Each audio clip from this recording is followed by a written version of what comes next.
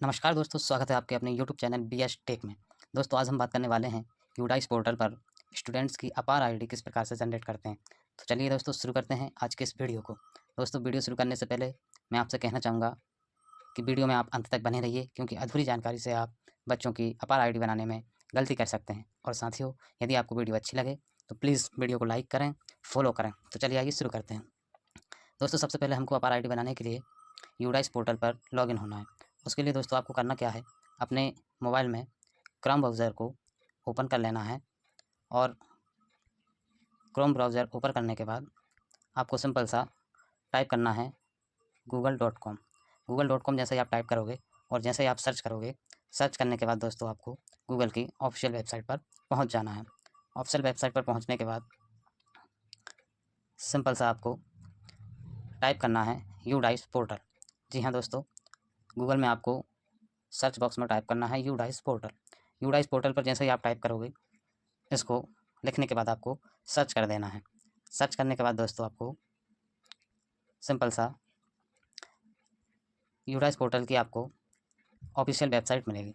जी हाँ दोस्तों, official website मिलेगी आपको। फर्स्ट नंबर पर UDISE plus students module UDISE login, इस पर दोस्तों आपको सिंपल सा क्लिक कर देना है।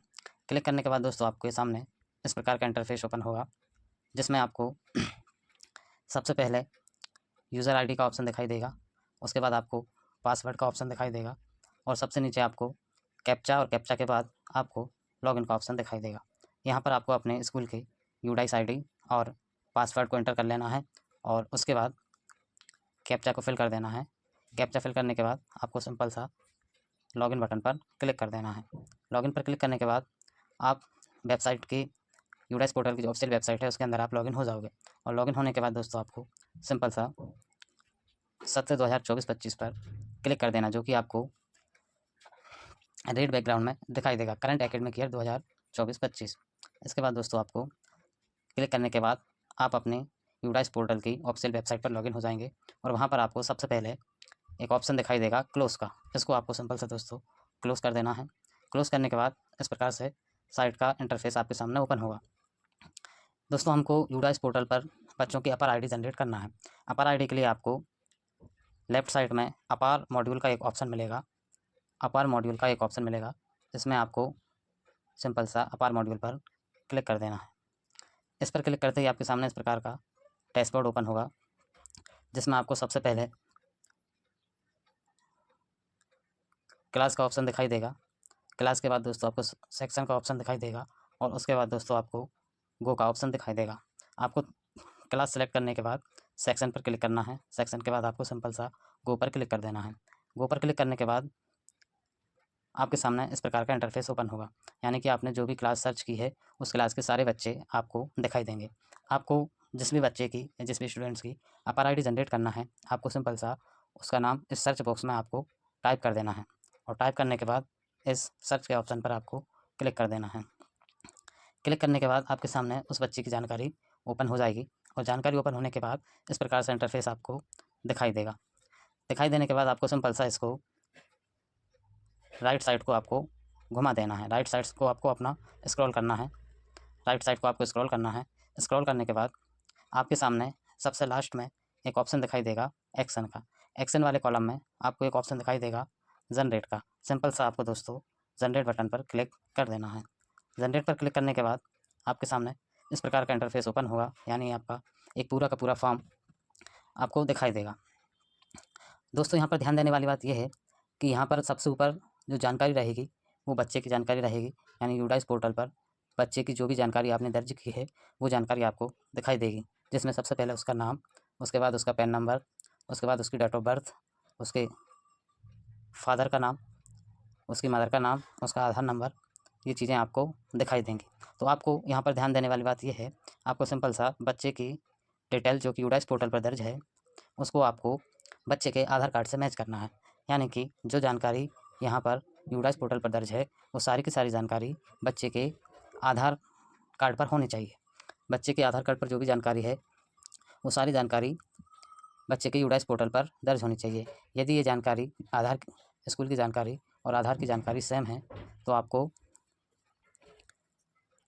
अपार आईडी जनरेट करने में कोई दिक्कत नहीं आएगी और यदि थोड़ी सी डिफरेंट है तो आपको अपर आईडी नहीं बना पाएंगे। तो चलिए आगे बढ़ते हैं। इसके बाद दोस्तों आपको करना क्या है, बच्चे का अपर आईडी जनरेट करने के लिए सबसे पहले आपको बच्चे की माता या पिता या उसका कोई लीगल गार्जियन है, उसके Aadhaar card, PAN card, voter ID आदि की आवश्यकता पड़ सकती है। तो आपको करना क्या है, जिस भी बच्चे की आपको अपर आईडी बनानी है उसका आधार कार्ड या फिर पैन कार्ड या फिर वोटर आईडी कार्ड होना आवश्यक है। यदि इनमें से कोई भी चीज़ आपके पास नहीं है तो आप बच्चे की अपर आईडी जनरेट नहीं कर पाएंगे। चूँकि सभी पेरेंट्स के पास आधार कार्ड होता है, इसलिए हम अपर आईडी बनाने के लिए आधार कार्ड का यूज़ करेंगे। तो सिंपल सा आपको करना क्या है, इस फॉर्म को फिल करना है, consent by father mother legal guardian of student for APAAR ID generation. जी हाँ दोस्तों, आपको बच्चे के मम्मी का, पापा का या उसके कोई लीगल गार्जियन का आधार कार्ड या उसका कोई भी पहचान प्रमाण पत्र है वो आपको यहाँ पर एंटर करना है। तो हम आज आधार कार्ड से आपको एंटर करना बताएंगे, किस प्रकार से हम आधार कार्ड से बच्चे की अपर आईडी जनरेट करते हैं। तो आपको सिंपल सा यहाँ पर बच्चे के पिता या फिर माता का नाम डाल देना है। इसके बाद नेक्स्ट ऑप्शन मिलेगा आपका सेलेक्ट का, यहाँ पर आपको सेलेक्ट करना है, जिसमें आपको यदि उसकी मदर है तो मदर पर क्लिक करना है, फादर है तो फादर पर क्लिक करना है, लीगल कोई गार्जियन है तो उस पर क्लिक करना है। उसके बाद दोस्तों आपको थर्ड ऑप्शन में सेलेक्ट के ऑप्शन पर क्लिक करना है। यहाँ आपको उसका जो भी डॉक्यूमेंट है, आधार कार्ड, पैन कार्ड या वोटर कार्ड, जो भी आप इसमें दर्ज करना चाहते हैं उसको सिलेक्ट कर लेना है। और उसके बाद उसका आइडेंटिटी नंबर, यदि आधार कार्ड है तो यहाँ पर आधार नंबर आएगा, वोटर कार्ड है तो वोटर नंबर, पैन कार्ड है तो पैन नंबर आपको यहाँ पर सिंपल सा एंटर कर देना है। उसके बाद दोस्तों सबसे नीचे आएंगे, सबसे नीचे आपको प्लेस ऑफ फिजिकल कॉन्सेंट का ऑप्शन मिलेगा। यहाँ पर आपको स्थान का नाम दर्ज कर देना है, जो भी स्थान है।